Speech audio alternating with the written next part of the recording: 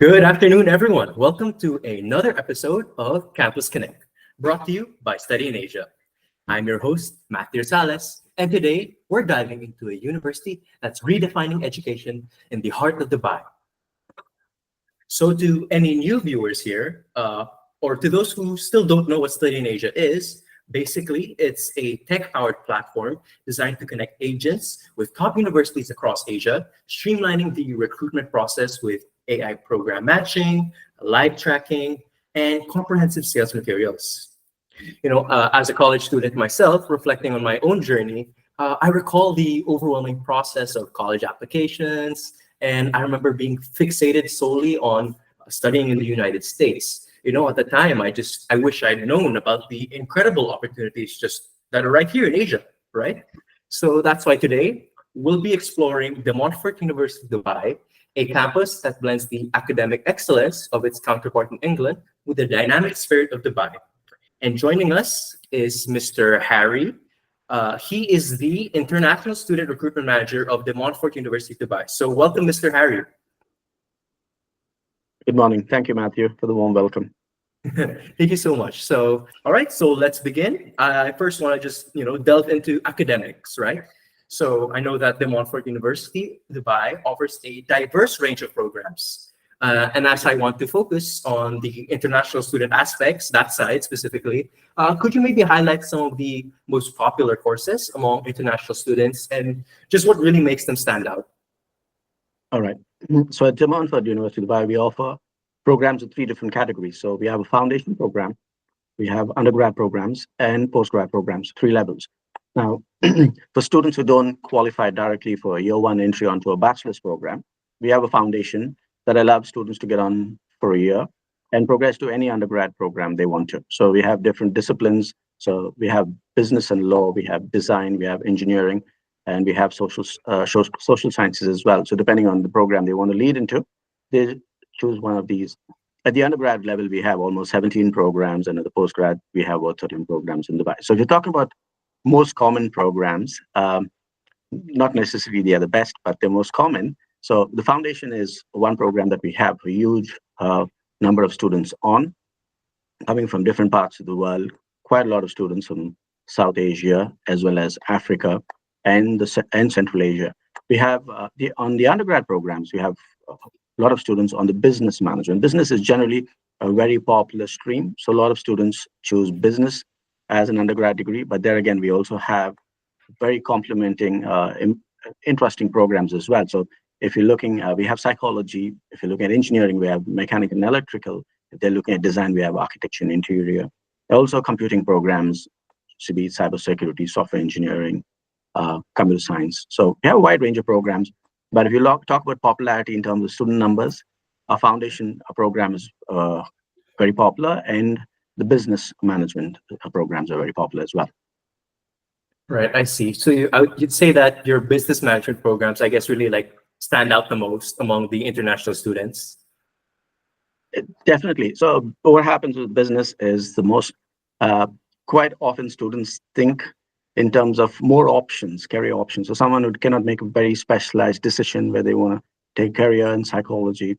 For engineering, it's very straightforward. But in terms of whether we have a bachelor's in advertising and marketing, so students sometimes fumble by making a decision. So the easiest option they lean towards is business. Therefore, it's quite a popular option. Moreover, if you look at career options, business management offers the most number of opportunities in the market as well. Just being business as such. So students go into sales, go into marketing after studying business. Some of them into finance. So therefore, I think business management is something that most students are biased to. Oh, okay, I see. Well, that's very great to hear, as a business management student myself, right? All right, so yeah, another thing I'd like to add that I understand that, or I've heard that the Montfort University provides a flexibility in postgraduate studies, allowing students to pursue master's degrees, even if their undergraduate degree is in a different field, provided they have the relevant skills. So let's say, let's say I took a program for my undergrad and I take something else completely different for my postgrad. Could you please elaborate on this? Yeah, I can give you a very clear example. Now, in terms of our postgrad programs, we deliver all of them in the evenings. for international students and for domestic students. They study together. So the whole objective is so that they can explore employability in the day. Even if they're international students, UAE offers a lot of flexibility in moving from a student visa to an employment visa or resident visa. So with that flexibility, there is always, most students who come to this part of the world are looking at either internship or part-time or full-time jobs. So on the postgrad level, it's easy to transit from a student visa to an employment visa. So there's no, as long as you're on the student visa, they're limited to 20 hours of working. But once they get on, if they get offered a full-time job, they can get on an employment visa, continue working full-time as well as studying in full-time, as we deliver all our courses on weekday evenings after 6:30. So it offers them a good amount of flexibility. In terms of flexibility, we also offer something called a block delivery. So it's easy to manage on the courses. Sorry, I missed one part of your question. Can you repeat that part of the Oh, question you had? no worries. But that's actually a good, like, that's something else I also wanted to ask about. So yeah, what I asked earlier was I heard that the Montfort has a lot of flexibility in terms of postgraduate studies, in the aspect that students who pursue, like, let's say a completely different undergraduate degree, they may Yes. also take something else Yes. that has no Yeah. relation to their Yeah. undergrad. Thanks, Matthew. Yeah. Thanks for reminding me on that part. Yeah, no Yeah. problem. So a classic example is data analytics. So quite a lot of students who study business come and want to pursue a master's in data analytics. So we do accept students from different backgrounds, cognate and semi-cognate backgrounds, but we have a certain requirement. So for example, if they want to study data analytics, they need to have some kind of background in Google Analytics or software like SQL or Python. So we just put a very lenient condition on that. So as long as they pick up these courses, they can progress onto a master's in data analytics. Similarly, students coming so if you want, though you study business, if you want to do a master's in marketing management, we offer it, you can get on it. Now we have students who want to study AI as well. Most of the students who come for AI are not necessarily computing background students. So they come from doctors prefer to study AI who are working on prosthetic arms. So there's machine learning and certain requirements in the program, but we are not very constrained in terms of having a relevant bachelor's degree. As long as there's an aspiration towards the course that the student wants to study, we are a university that's very social inclusive university. So we do accept students from different backgrounds on the program, as long as we consider the risk of student progression. So as long as there's no risk of the student failing, we would be happy to consider students from different backgrounds onto programs. Even our MBA global program, your students can come from different backgrounds. International business students can come from different backgrounds. So we have a wide range of postgrad programs, about 13 of them. So, yeah. I see. Okay. So actually, yeah, I have a bunch of follow-up questions regarding what you said. So firstly, the timing of the postgraduate, right? You mentioned that the postgraduate classes, they're typically at night. That's correct. So they're on weekday evenings between 6:30 to 9:30 p.m. I And we see. deliver courses in a block delivery system. So the master's level students normally earn about 180 UK credits. So that's 4 courses or modules, which is 30 modules each. That's about 120 credits. And then the final dissertation or project is 60 credits. So these 4 courses, we deliver it in a block delivery system. So where students are not overwhelmed, they study one module at a time. So the first module is taught for 6 weeks. On the 7th week, they'll do the assessment and then they progress to the next block. So back to back, they'll have 4 blocks. All of them are delivered in the evening. And by delivering it in the evening and having domestic students, there's a good amount of opportunity for networking as well. So quite a lot of students who are based here already working, employed. So they have the opportunity to network. And a lot of employability around this region happens through networking. Coming back to the course delivery, so this block delivery is well accepted by students. We have seen good pass rates because they focus only on one module, and the assessment is on the end of the block on the 7th week. So everything is fresh in the memory. And our assessments are predominantly very practical assessments. So they do coursework. Some of them are group presentations, individual presentations. They do a lot of research, report writing, and so on. So there's very limited memorizing and writing exams. So it's just not well accepted. We also see good pass rates and a good because of the way it's delivered. There's a good comprehension around the subject that is delivered. Students do get to concentrate 6 weeks on the particular course, so they absorb a good amount of the content very well. Okay, I see. So yeah, I would definitely have to agree with a lot of students that the block system is, well, really, really nice to have, because I remember back in high school, we had like a semestral system. So we'd have an exam at the end of every semester, right? So we have 4 quarters. So every semestral exam, I'd be stressing out because I'm thinking, oh wow, I don't remember. Like I can vaguely remember what I learned in the first quarter. How am I gonna prepare myself, right, for my semestral exam? But with the block system, they can really just put all their focus so that they really absorb everything, right? Put all their focus in their one module. That way they really, yeah, can truly Yeah. process And that everything that they're learning. Yeah, so we're very unique compared to any other British university as well. I'm not aware of another university that offers all the programs on a block delivery system. So we do it not only in the postgrad, we also do it at the undergrad level. So both undergrad and postgraduate level, it's taught similarly.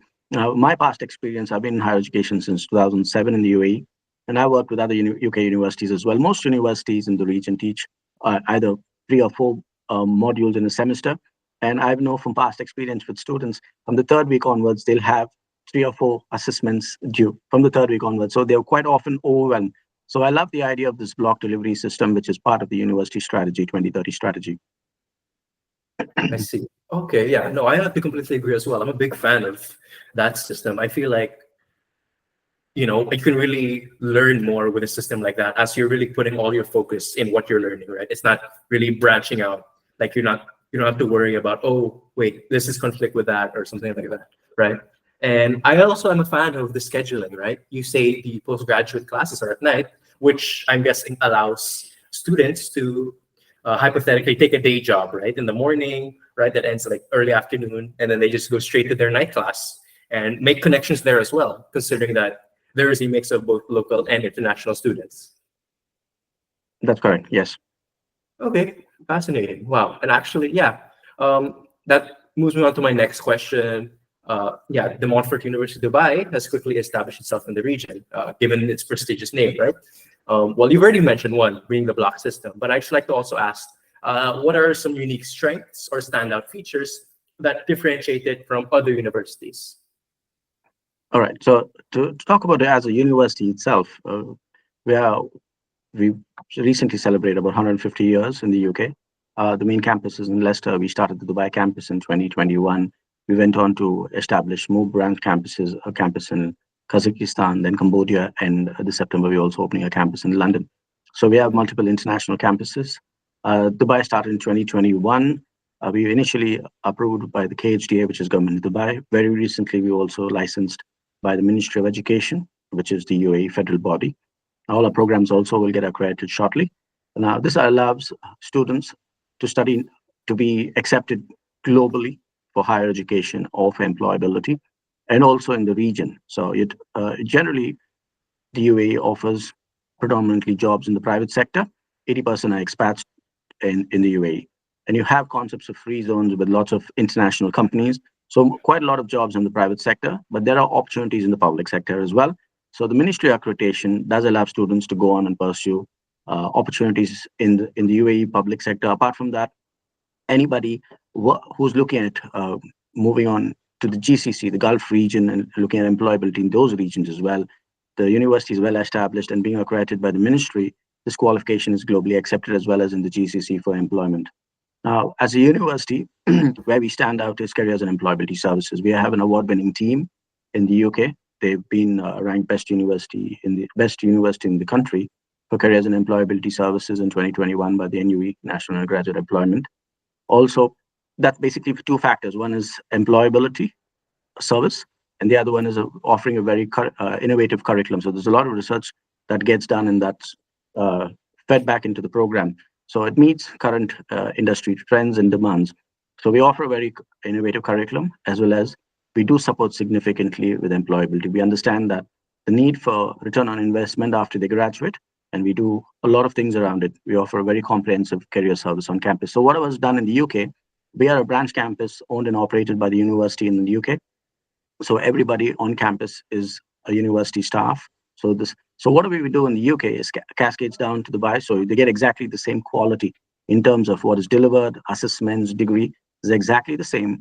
Moreover, students can transfer between our campuses as long as the program is available. Like UK, most all our programs are available, obviously. If they look at Kazakhstan or they look at Cambodia, as long as these programs are available in those campuses also, they can look at transferring. because the program is exactly the same assessments, and ultimately all students earn a UK degree. Apart from that, we won the University of the Year for social inclusion. So we are a university that offers opportunities to all students.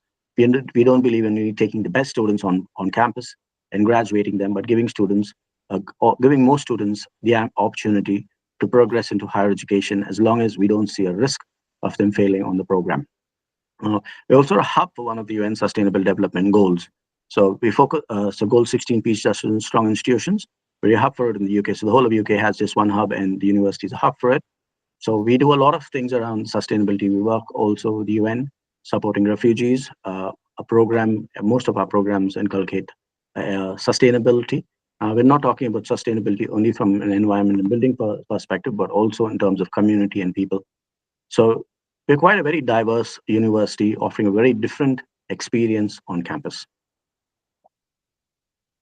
I see. Okay, so that's very good to hear, and I can imagine many students who are interested are happy to hear that not only do you guys offer really good potential career stability for them, right? Because I remember, well, I'm still a college student, right? And my biggest worry now is basically, what am I going to do, right? I'm about to graduate in a few months, and I'm still currently struggling with, I don't know, my future with my career.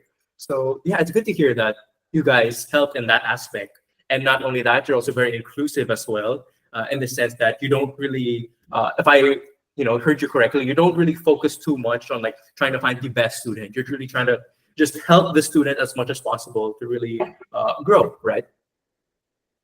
Very true. It's all about making education accessible and being able to offer them the opportunity where feasible.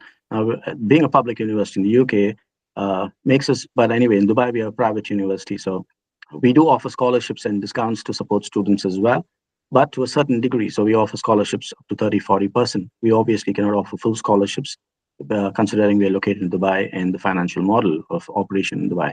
So we do offer scholarships as well to enable students to consider the higher education, but with limited scholarships and discounts.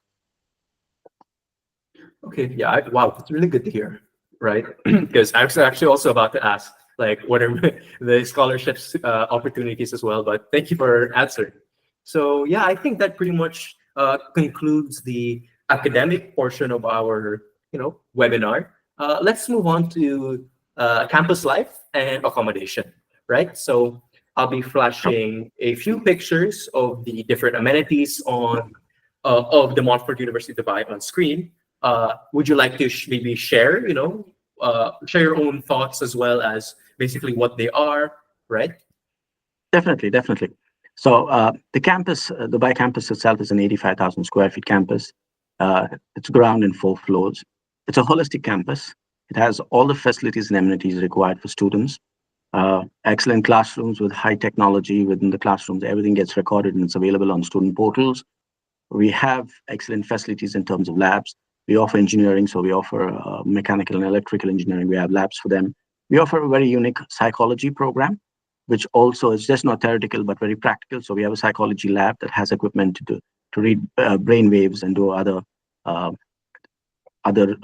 research around practicality. We have a lab, a law court for our law students. We have a cybersecurity lab which is very beautiful in terms of the facilities as well. So they can do live cyber hacking and stuff. So we have a cybersecurity lab. Apart from that, we have a common area where we have foosball, we have pool tables, we have table tennis tables. We have a cafeteria, a cafe on the ground floor, which is called Demont Cafe. Apart from that, we have a lot of places to hang out. We have a proper library on campus.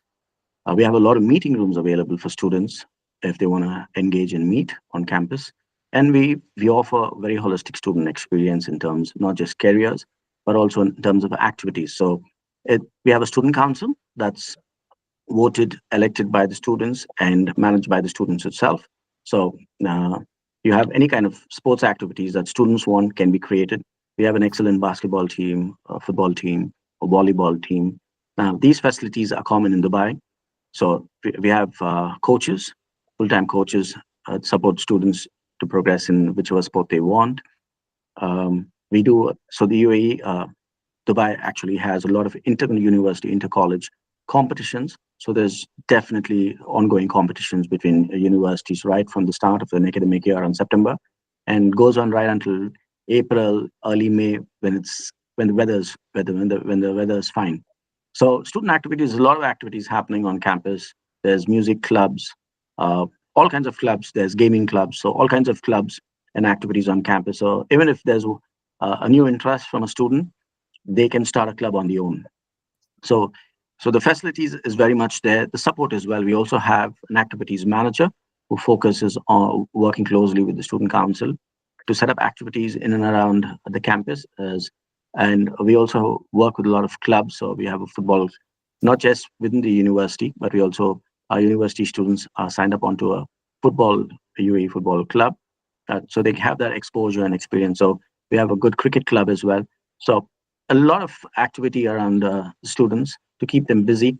We strongly believe it's not just the academic that defines the students by the time they leave. So all we're looking at is transforming students so that from the time they come in as a student, by the time they leave, they need to transform to a certain extent. And it can be in whichever way they want, but to build confidence and make them ready for the industry is key. And all these activities are very important for that transformation. I see. If Okay, that makes it's really sense. good. Yeah, it does make sense. Thank you so much. I just wanted to clarify with the clubs. These are student-led, correct? Absolutely, yes, student-led. I see. And if anyone wants to start a new club, all they have to do is Reach out to the student council and they can get started. So you also have a student activities manager to support with any administration or any bureaucracy that requires manager's intervention.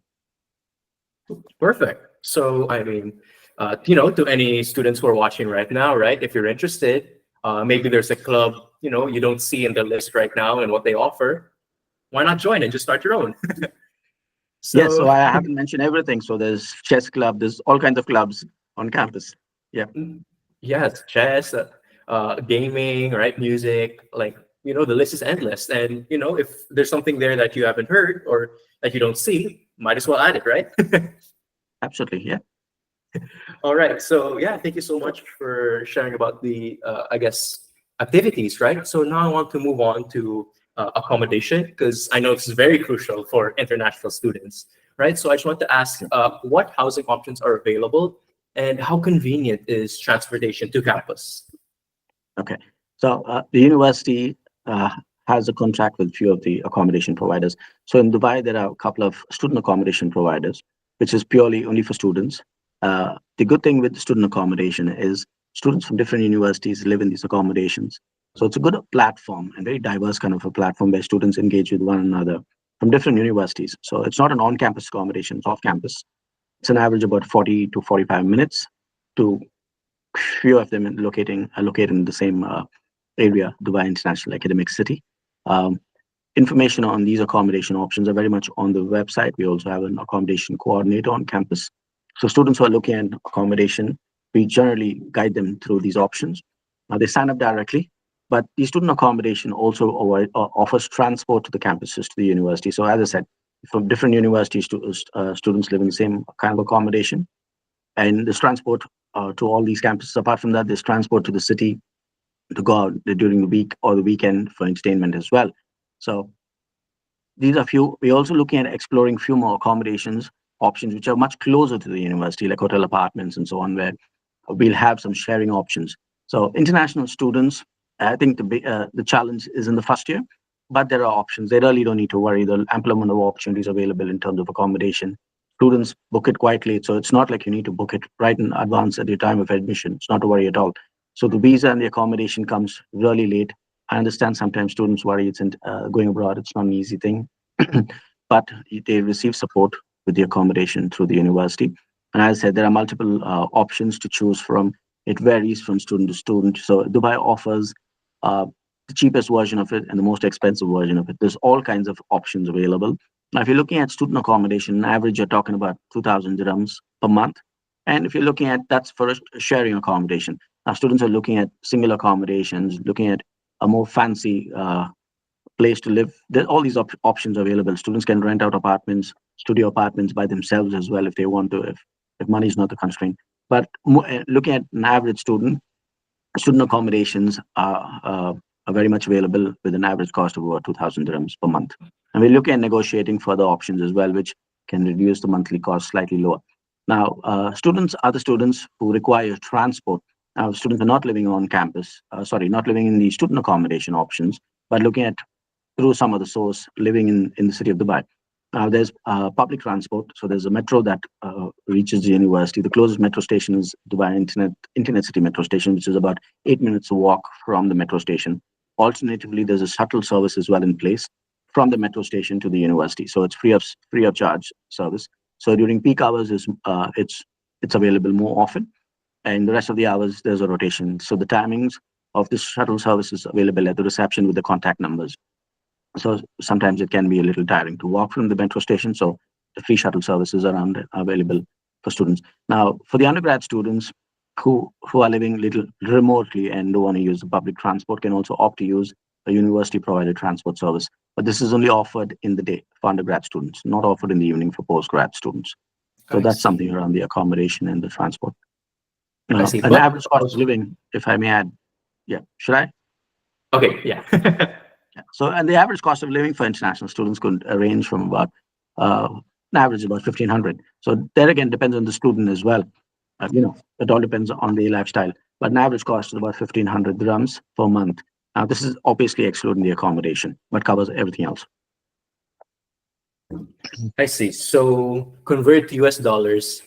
Typically, the average student life per month would cost 3,500 dirhams, or approximately like $950. Is that correct? Yeah, close to $1,000. Yes, close to 1,000. Yeah. Okay. Interesting. And another question I want to ask with regards to transportation, what are the times of it typically, right? For the accommodations, do they only do it in the morning, or do they have specific times, or can they do it at any time? I think no. These accommodation providers provide transport right through the day, because timings vary from different universities. So the frequency and the availability is right through the day. Right. I see. And you mentioned that the shuttle service is only offered to, well, it's typically for undergrad students, as it's used only during the day, correct? What I mentioned is from the metro station. Ah, This metro is free of station. charge. So Oh, I this is see. right through the day. We offer it in the day as well as in the evening for postgraduate students around the time that the classes start. So if classes start at 6:30, it'll be available around 6:30, 6:45, and then again at the time when the classes finish about 9:30 and so. But there's another transport service. So students living far away don't want to use the public transport during the day, and they're basically undergraduate students where the classes start around 9 o'clock in the morning and around 4:30 in the evening. They can use the university. They can sign up for a paid transport service from the university, and that has a couple of options. So students get picked up in the morning, get picked up in the afternoon, and then dropped off either in the afternoon or in the evening. So there's limited frequency on that, but it's I available. see. And from all the Emirates in the UAE. So there are students who tend to live in the northern part of Emirates. So the accommodation tends to be a little more cheaper towards the northern Emirates, like Sharjah, Ajman, Ras Al Khaimah, Fujairah, and stuff. So these northern parts, since the accommodation is slightly cheaper, students tend to go live there, and transport is available on an additional cost if they require it, but only for undergrad students in the day. I see. Only for undergrad.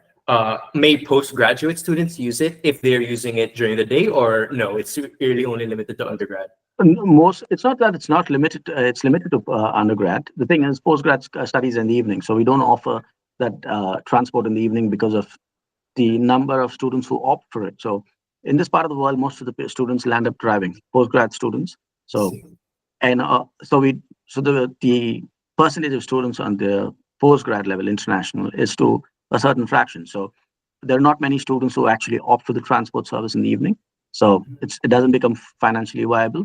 But if there's a good amount of students, then it can be considered. But generally, no, because even international students, once they come settle down, they get an Emirates ID, they can work towards a driving license. So this part of the world, you get the most fancy cars. It's a brilliant second-hand car market. You get the most fancy cars, and it's quite cheap petrol in this part of the world. So a lot of students resort to driving. in a matter of I few see. months. So Okay, I see. Okay, so moving on a more practical note, right? This is a question I like to ask. What should students expect when budgeting their living expenses in Dubai? Do you have any personal tips on managing finances? okay, so you have a lot of mess options now. The student accommodation options, and mostly those who are living in accommodations, they do have mess options. So within the accommodation as well as in the city. So now Dubai is a spoiled city. So students, this is one place in the world where you can at midnight you can make a call and order a can of Coke, and they will deliver it to you at midnight, which costs like 2 dirhams or 150, 1 dirham 50 fils. So the quality of life in this part of the world is excellent, and the food options are also very diverse. So it's a very diverse city with the expat population. So you get all kinds of food available, and you can also do these mess options where the monthly option works out much cheaper. So when I indicated 1,500, you look at an average cost of covering food, all the basic necessities of a student. I see. Okay, thank you very much for that. You mentioned two dirham delivery of 2 dirham Coke. per Coke. Yeah. So Wow. there are restaurants or in shops that will deliver just a Coke for you at midnight. So that's Wow. kind of service that you would get in this part of the world. So Okay, that's something I haven't heard of before. yeah, that's how Okay, Dubai is. Dubai offers a, a very high quality of life, great sanitation, excellent service, and zero bureaucracy. So it's also ranked one of the safest cities in the world. So oh, thank you very much for that. I did not know that. Wow. Just 12 midnight, you can just order a Coke for 2 dirham, which is like 50 cents. Yeah, conversion. That's wow. Okay, that's cool. So thank you for that. Now I wanted to move on to, I'm sure the agents want to hear about this, the enrollment, application, and just the student pathways, right? So let's discuss the student journey at the Montfort University Dubai. What does the application process entail? And when do enrollment periods open? And when do classes typically start? all right. So the university, the main intake is in September. We are one of the universities that start late in September, which gives students more time to join if they're a bit late. And we also have a January intake, which starts late Jan, early Feb. So there are two intakes in the year. So let's talk about September. Now, generally, admissions are on a rolling basis. So some programs do fill up early. So we do encourage students to apply a bit early. But if not, admissions are open right until the start of the intake. The visa process could take an average of almost a month. So if you're going to start and towards the end of September, I think by late August or early September is when admissions would kind of close. But there's an incentive for anybody who wants to apply early. So there's always an early application discount. So students who apply early and secure their admission and confirm their admission by paying a deposit, they avail an early application discount, which currently is at 8,000. Um, Towards the end of the month, the discount expires and could be extended for a few weeks in June as well. So we urge students to apply early, get an offer. Sometimes students need more time to decide. We can give them more time, but apply early. So admissions are open on a rolling basis. Um, the second part of the question, uh, the process is quite simple. You go on our website, you can do an online application, be it applying directly or applying through one of our partners. You go on the website, register yourself. You can submit the application on the portal. Towards the end of the application, you have the facility to upload documents as well. Some of them are studying, still waiting for transcripts. Not a problem. You can, as long as you mention what you're studying, what kind of grades you're expecting, we still would be able to make students a conditional offer. Now, students who already have us, they have the facility to upload these documents towards the end of the application. If the student has the required documents, we make them something called an unconditional offer, which is a final admission offer. Now, students who are waiting for results, we make them a conditional offer to submit whatever academic transcripts or credentials are required. So this application also becomes the application portal for the student. So the offer letter, so when we process the admission, there's a offer letter, be it conditional or unconditional, that's available on the portal. There's a scholarship letter that's available on the portal, and there are payment plans as well for international students, as well as the tuition fee. Now, the tuition fees are payable in installments, so it will reflect that student needs to pay 10% to accept the offer. The remaining net tuition fees is payable in 4 installments. cover 25% in time for the visa, which is August is ideally when we start processing visas, and they get the next few installments in November, January, and March. So that's the remaining installment plan. So this installment plan is available on that portal. We also have another fee payment plan which covers the visa cost, the visa deposit, accordion deposit that's payable. So students get everything on that particular platform. So if it's a conditional offer, when they send us the transcripts and we update that particular offer to an unconditional offer, the offer would reflect as an unconditional offer. So agents, partners who are applying for students, when they're doing the application, they need to put in their representative name. There's a section called representation. That's where you put in your details as an agent, and that's how we know this application is through you and gets tagged to you. And since you're creating the application, you would get access to that application portal as well. When an offer is processed, there's an email that goes out to the student as well as to the partner agent if the details are mentioned within the application. So both will get a communication. There's an update on your offer, and they can access these letters on the particular platform. I see. All right. Thank you for that. I'd also like to ask, are there pathways for students who might not initially qualify for direct entry? Yes, so we do offer a foundation program. So if you look at most of South Asian countries, we normally don't accept students directly into year one, and most of them would require either A levels, IB. But if you're doing some kind of public qualification, public high school qualification, then most likely you'll go into a foundation. But the best way to check is to either apply for your desired program at the undergrad level, and if you don't qualify, we'll make you an offer for a foundation. Alternatively, you can visit the website, check on the entry requirements against that program, and then apply for the respective program. But we do have the foundation as a pathway for students who don't qualify for direct entry into year one of an undergrad program. The foundation is actually comprises of good element of academic English, approaches to learning, and the subject they want to progress to. So predominantly, it's three areas that we cover for students to progress to an undergrad degree. Right. So let's say if a student wants to take up a undergrad in business management, they'd be having some business classes in their foundation, I'm assuming. Yes. So we have departments called business and law. So anybody wants to progress to either a bachelor's in business management or law, accounting and finance and stuff, they will follow this pathway. And depending on the program they want to so if it's finance, then they will focus on finance. If it's business management, they'll do a business management course. Similarly, for engineering, they will do approaches to learning is common, academic English is common, but then they'll pick up engineering related courses to progress into an undergrad engineering degree. Okay, I see. Thank you for that. I also want to ask for potential students that are transferring from other universities, what's the policy on accepting transfer credits? So we do, so the progression to different levels. So it depends mainly on what they study and if they meet the required credits. Now, being in the UK, normally to award an undergrad degree, they need 360 credits. So students they earn 120 credits each year. So students looking at transferring into year two, they need to meet those 120 credits or equivalent. Also, we also need to map it to see if they meet the requirements for those 4 modules that we deliver in the year. So there's a mapping process that is done internally by the admissions team and reviewed by the program leader before a decision is made. But to cut a long story short, yes, we do accept transfers at all our undergrad degrees. We also look at different vocational qualifications like the BTech, H&D, and HNC. We also look at qualify or qualify, however you want to call it, different levels. So there's ATH. There's different vocational qualifications as well that students choose to pursue and look at a transfer. So yes, we do. In a nutshell, we do accept transfers onto our undergrad programs. All right. So I think that concludes my questions regarding the application process and all the similar aspects. If anyone in the audience has any more questions, just type them down in the chat and we'll have them answered by the end of this webinar.